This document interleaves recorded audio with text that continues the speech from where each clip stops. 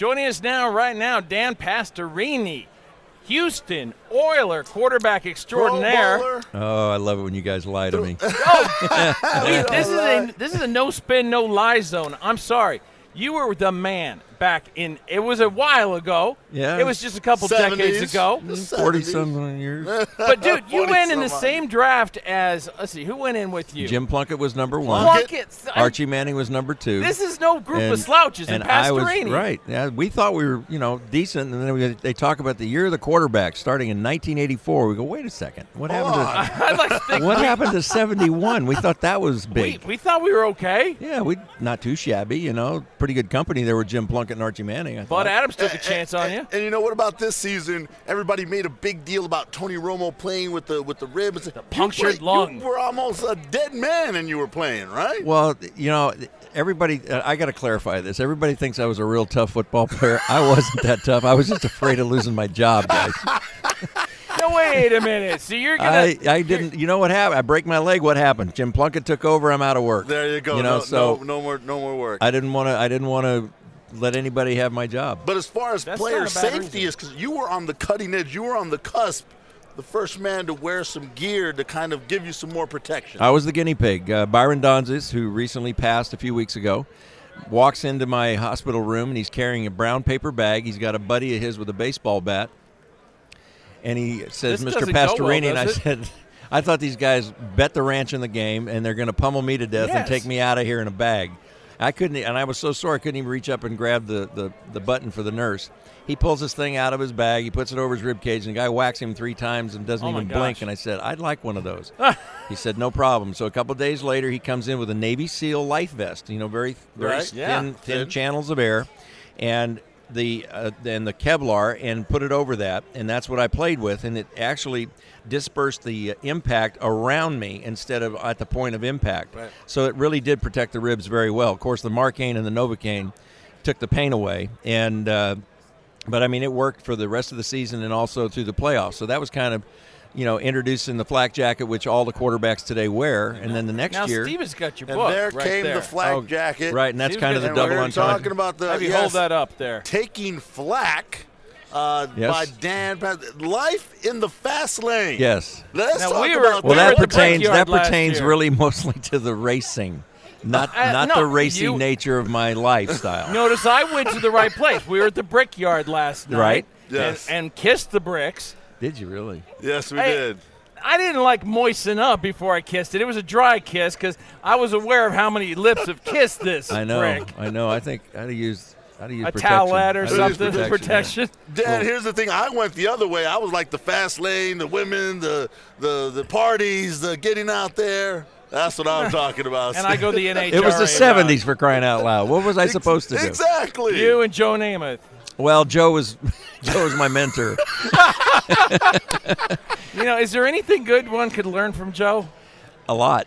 I mean, the guy. Not about having fun. I said good. I had the pleasure of meeting him when I was at Santa Clara University. We were in New York, and we stayed there at Fordham University practicing to play Villanova my senior year, 77-ish.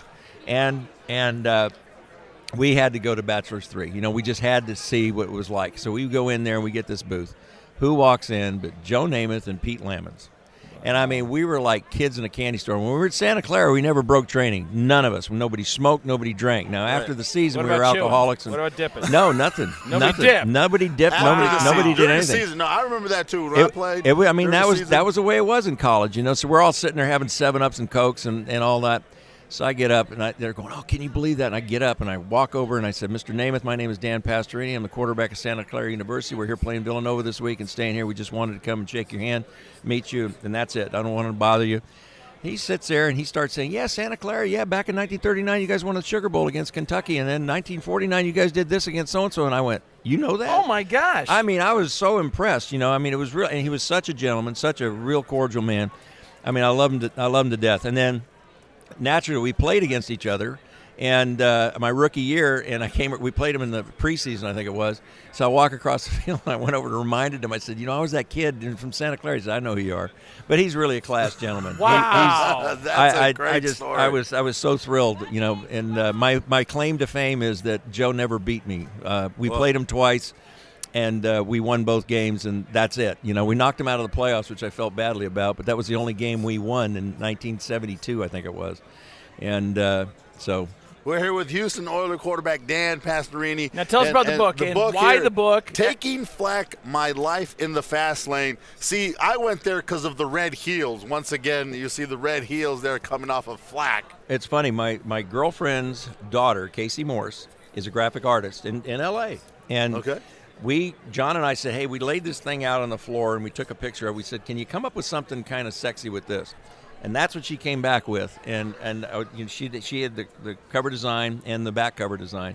Love her dearly, and she's so creative. But yeah, there's the double entendre about the flak jacket and taking flak both on and off the field. Right. You know, the life in the fast lane from my racing endeavors in top fuel dragsters and also road racing. My dream is to go to Le Mans one of these days, but nice. I'm getting too old for that. But you know, there's a lot of things in there that I told John when we started doing this book, and he did the research. I said, don't ask me anything unless you want to know the honest to God's truth. I said, I did inhale and I did have sex with those women. So let's start from that aspect. So let's it was start with blatantly honest. We're not going to talk about that, but I've had a question for President Clinton. I've never been able to ask him this. Why on earth would you have a marijuana cigarette in your lips, and so you're breaking the law? You're breaking the law. Right. If you inhale, you've just as much broken the law. So why not have fun if you're going to break the law? Why not just do it? Now we know who's the honest guy between Bill Clinton and myself. There you go. Dan Pastorini. Inhaled and had fun. All right, Taking Flack, My Life in the Fast Lane is the book. What other kind of stories will we find there about Dan? Well, you know, there were some trials and tribulations. Because you're a pro athlete and a celebrity and whatnot, people think your life's a cakewalk, and it's really not. There's some, you know, there's some heartbreaks. There's some bad dealings with family. There's some, you know, setbacks financially. There's some the issue I had with Al Davis and the lawsuit that I went through with him, and you had a lawsuit with Al Davis. I did. He doesn't get lawsuits. He refused easily to pay me. I don't know why. Al my Davis. gosh, when have we heard that before? Al Right. Davis but unfortunately, it kind of it ruined my. I mean, it bankrupted me and didn't allow me to take care of my family, which really ticked me off. But there's that in there, and then overcoming the painkillers and the addictions and the alcohol abuse and everything else. And you know, it's kind of a refreshing book. It was cathartic to do it. The most rewarding thing I get is when I do these book signings, I've had people pull me aside and thank me for being so honest, because it's helped them overcome their demons. So that in itself, to me, is a rewarding factor of the book. And it is great, but, you know, everyone has their own little issue that they got to combat. Sure. There's, you know, as got far as I demons. know, there's only one person ever walked the planet that didn't have any issues. Right. Well, and he ended up with a heck of an issue he had to struggle with. Exactly. But here, I got a question. So, go ahead, Steve. I'm sorry, you're in the middle of the point. So the point is that this book is not. It was healing to you as you were getting it out, but it's going to help anybody who reads it with whatever they're struggling. I hope so. We've had really good results and great reviews on Amazon.com. We've had all 5-star reviews. Everybody that reads the book, I mean, we've had them come on Facebook and comment about it, and I'm just thrilled about how well it's been received. And you know, hopefully more people will buy it. They can buy it at taking-flack.com or Amazon.com or AuthorHouse.com. Is there Barnes and Noble? Is there a electronic version of this for you like know an iPad? there is. I've had some people get the first printing, but I understand that there's some kind of a legal issue right now with the publisher, but they're working those details out, so it should be coming out soon. But I think some there of are us some will other. only read it if I it's know. on I know. I actually have my hands on a copy here, Taking Flack. But I'm generally an iPad reader. I read my books now on the iPad, so it's good to know that possibly it's coming out. But got a question for you. Well, you'll have to go old school and read it this way. You know what? For one time. We will, and you know what? Okay. Do have a question for you? Last one for me. We've got a lot of younger listeners, and by that I mean guys at university, things like that.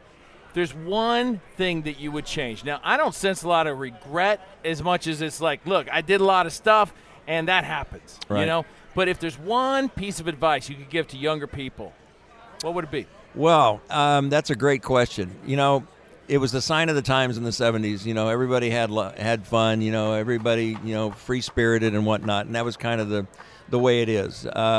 Never lose your individuality. That's what I would recommend to most people. Never be afraid to step away from what everybody else does. Never be afraid to step up for what you really believe in. And that's the most important advice I can give. Just because I have a great T-shirt and it says, "All those who wander are not necessarily lost." Nice. So I'm one of those wanderers. I've had my head in the skies for many, many years, and there's nothing wrong with that. But just as long as you don't hurt anybody and you don't hurt yourself, then don't be afraid to be. So what makes you happiest these days?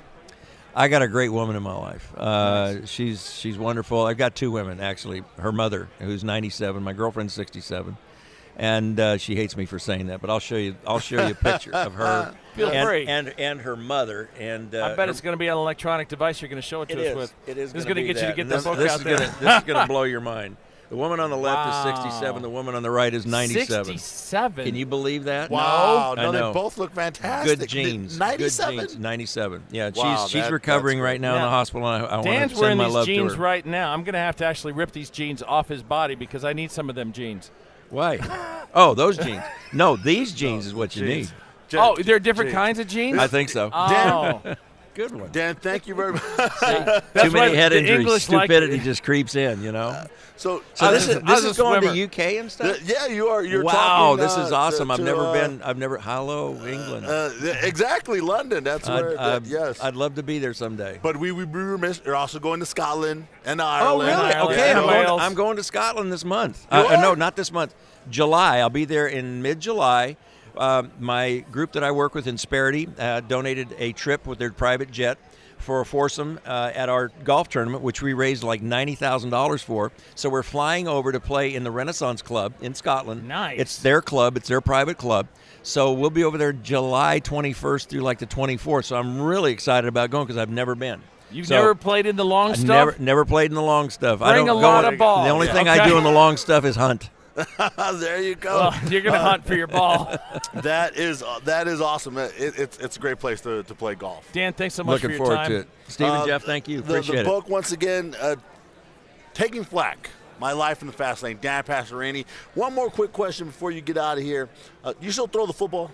No, I can't. Can't throw the football. Too many injuries, and I've got bone spurs, and when I shot myself with the Novocaine and Marcaine, it killed the serratus anterior. I can't even raise my arm above my head, and it kills me because I see kids playing catch, and I'd give my eye teeth to just go over there and play catch with them. Exactly. Just throw them a couple, but that's not going to happen again.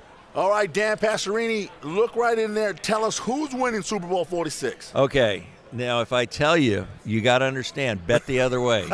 Wait, you said you only tell us the truth. I'm telling you the truth. I'm telling you what I believe. Okay, but the truth is you're going to be wrong. My truth is, okay, I got to go with Eli Manning and the New York Giants because they just have a lot of things going for them. They've played and beaten the best teams in the league in the playoffs. They've got a great defense, and they certainly have a good running attack, and they've got a great quarterback who doesn't get enough praise and enough respect and enough recognition. Tough guy. He's a very tough man. I love the way he plays. I've known him since he was knee-high to a grasshopper. Well, you're drafted with his daddy. I knew his daddy and his mother, Olivia, very well, and I remember these kids when they were that young. And, I'd like to see them, that family, do well. So I'm pulling for Eli and the Giants. Okay, thank you so much, Dan Pastorini. Thank you very much. So bet the Pats.